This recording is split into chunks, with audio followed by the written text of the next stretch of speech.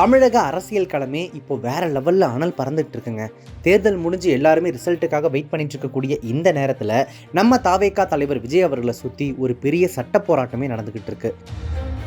விஜய் தன்னுடைய மனைவி சங்கீதாவிற்கு 12.6 கோடி ரூபாய் கடன் கொடுத்தது உண்மையா? அவருடைய சொத்து கணக்கில் 100 கோடி ரூபாய் குளறுபடி இருக்கா? இதுதான் இப்போ கிளம்பியிருக்கக்கூடிய மிகப்பெரிய கேள்விகளாக இருக்கு. வாக்காளர் ஒருத்தர் கொடுத்த புகாரின் பேரில் விஜயினுடைய வருமான வரித்துறை ஆவணங்களை தோண்டி எடுக்க போறாங்களா, இல்லை விஜய்க்கு இது ஒரு பெரிய சட்ட சிக்கலை உருவாக்க போகுதா? இன்னைக்கு ஏப்ரல் 27 சென்னை உயர்நீதிமன்ற தலைமை நீதிபதி அமர்வு இந்த வழக்கை கையில் எடுத்தப்போ அங்கே என்ன நடந்தது தெரியுமா? விஜயின் அரசியல் எதிர்காலத்தையே தீர்மானிக்கக்கூடிய அந்த தீர்ப்பு என்ன? எல்லாத்தையுமே இந்த வீடியோவில் விரிவாக பார்க்கலாம். கடைசி வரைக்கும் ஸ்கிப் பண்ணாமல் ஃபுல்லாக பாருங்கள், ஏன்னா இதில் பல ட்விஸ்ட்டுகள் இருக்குது. முதல்ல இந்த கேஸ் எப்படி ஆரம்பிச்சது அப்படின்றத நான் உங்களுக்கு சொல்கிறேன். சென்னை கொடுங்கையூரை சேர்ந்த 32 வயதான வெங்கடேஷ் அப்படின்றவர் தான் இந்த ரெட் மனுவை தாக்கல் செஞ்சார். அந்த வெங்கடேஷ் அப்படின்றவர் யார் அப்படின்னு பார்த்தீங்கன்னா, விஜய் அவர்கள் போட்டியிடக்கூடிய தொகுதிகளில் ஒன்றான பெரம்பூர் தொகுதியினுடைய ஒரு வாக்காளர். ஒரு சாதாரண வாக்காளர் தான். ஒரு வாக்காளராக அவர் வைக்கக்கூடிய வாதமான ரொம்பவே ஸ்ட்ராங்கானது. என் தொகுதியில் நிற்கிற வேட்பாளர் எவ்வளவு சொத்து வச்சிருக்காரு, அவர் காட்டுற கணக்கு சரியா அப்படின்னு தெரிஞ்சுக்கிறதுக்கு எனக்கு முழு உரிமை இருக்குது அப்படின்னு அவர் சொல்கிறாரு. உண்மைதான் இல்லையா? தேர்தல் ஆணையத்தினுடைய ஃபார்ம் 26 அப்படிங்கிறது சாதாரண பேப்பர் கிடையாது. அது ஒரு வேட்பாளரோட நேர்மையை சொல்கிற மிக முக்கியமான அரசியல் சாசன ஆவணமாக இருக்குது. அப்போ அந்த மனுவில் வெங்கடேஷ் என்ன சொல்ல வராருன்னா, விஜய் தன்னை ரொம்ப நேர்மையானவரா வெளிப்படையானவரா மக்கள் முன்னாடி காட்டிக்கிறாரு. ஆனால் அவர் கொடுத்த வேட்பு மனு பிரமாண பத்திரத்தில் நிறைய முரண்பாடுகள் இருக்கிறதா அவர் குற்றம் சாட்டுறாரு.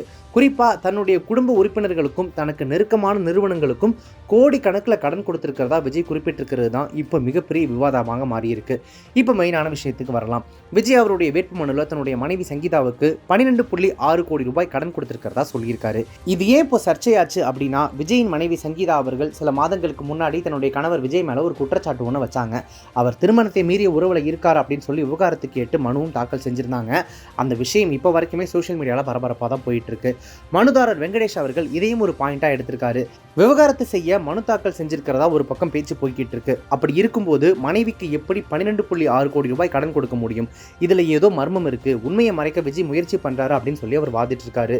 இது மட்டும் இல்லாமல் கோகிலாம்பாள் கல்வி அறக்கட்டளை அப்படிங்கிற ஒரு பிரைவேட் ட்ரஸ்ட்டுக்கு 20 கோடி ரூபாய் பரிமாற்றம் நடந்திருக்கு. இதுக்கும் சரியான விளக்கம் விஜயினுடைய வேட்புமனுவில் இல்லை அப்படிங்கிறது தான் மனுதாரரோட குற்றச்சாட்டாக இருக்கு. இன்னொன்று கவனிச்சிங்களா? இவ்வளோ பேருக்கு கடன் கொடுத்துருக்கக்கூடிய விஜய் அவர்கள் தனக்கு எந்த கடனுமே இல்லை அப்படின்னு சொல்லியிருக்காரு. இது விஜயோட ஒட்டுமொத்த நிதிநிலையை தவறாக காட்டுற மாதிரி இருக்குன்னு மனுதாரர் தரப்புல சொல்றாங்க. இப்படி பல குற்றச்சாட்டுகள் விஜய் அவர்கள் மேலே வைக்கப்படுது. அந்த நிலைமையில தான் இன்னைக்கு, அதாவது ஏப்ரல் 27 இந்த வழக்கு தலைமை நீதிபதி SA தர்மாதிகாரி மற்றும் நீதிபதி G அருள்முருகன் இவங்க முன்னாடி விசாரணைக்கு வந்தப்போ கோர்ட் வளாகமே ரொம்ப டென்ஷனாக இருந்துச்சுங்க. மனுதாரர் தரப்புல வருமான வரித்துறை விசாரணைக்கு உத்தரவிடணும், விஜயினுடைய வருமான ஆதாரங்களை மறு ஆய்வு செய்யணும்னு ரொம்ப அழுத்தமாக கோரிக்கைகள் வச்சாங்க. ஒருவேளை கோர்ட் இதை ஏற்றுக்கிட்டு இருந்தால் அது விஜயினுடைய அரசியல் வாழ்க்கையில் ஒரு மிகப்பெரிய பிளாக் மார்க்காகவே அமைஞ்சிருக்கும். ஆனால் எல்லா வாதங்களையுமே கேட்ட நீதிபதிகள் ஒரு முக்கியமான விஷயத்தை சுட்டி காட்டினாங்க.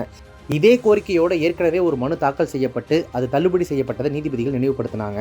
இதையெல்லாம் கவனத்தில் கொண்டு விஜயின் வேட்பு மனுவை ஆய்வு செய்ய கோரிய வெங்கடேஷின் மனுவை தள்ளுபடி செஞ்சு இப்போ நீதிபதிகள் உத்தரவிட்டிருக்காங்க. அதாவது இப்போதைக்கு விஜய்க்கு இருந்த ஒரு பெரிய தலைவலி நீங்கிருச்சு அப்படின்னே சொல்லலாம்.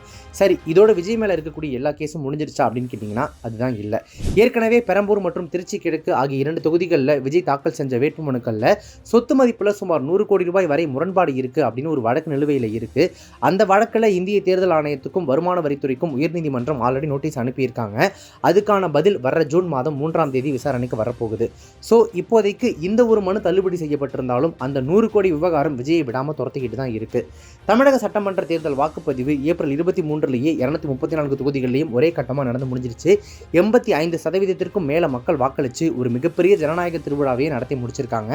இப்போ வருகிற மே 4 ரிசல்ட் வரப்போகுது. விஜய் 2 தொகுதிகள்லையும் நின்று ஜெயிப்பாரா, இல்லை இந்த சொத்து விவகாரங்கள் அவருடைய அரசியல் எதிர்காலத்தை பாதிக்குமா? இதெல்லாம் மே 4 அப்புறம் தான் நமக்கு தெரிய வரும். ஆனால் ஒன்று மட்டும் உறுதி, விஜயினுடைய ஒவ்வொரு விஷயத்தையும் அடியையும் கோர்ட்டும் கவனிச்சுக்கிட்டு இருக்கு, மக்களும் கவனிச்சுக்கிட்டு தான் இருக்காங்க. உங்களுக்கு என்ன தோணுது? விஜய் அவருடைய சொத்து விவரங்களை சரியாக தான் தாக்கல் செஞ்சிருப்பாரா, இல்லை இந்த வழக்குகளில் ஏதோ உண்மை இருக்குது அப்படின்னு நீங்கள் நினைக்கிறீங்களா? இது சம்பந்தப்பட்ட உங்களுடைய கருத்துக்களை மறக்காம கமெண்ட் பாக்ஸில் ஷேர் பண்ணுங்க. இந்த மாதிரியான அடுத்தடுத்த உடனுக்குடனான செய்திகளை தெரிஞ்சுக்கிறதுக்கு நம்ம சேனலை இப்போயே சப்ஸ்கிரைப் பண்ணிட்டு மறக்காம உடனே ஃபாலோ பண்ணிக்கோங்க.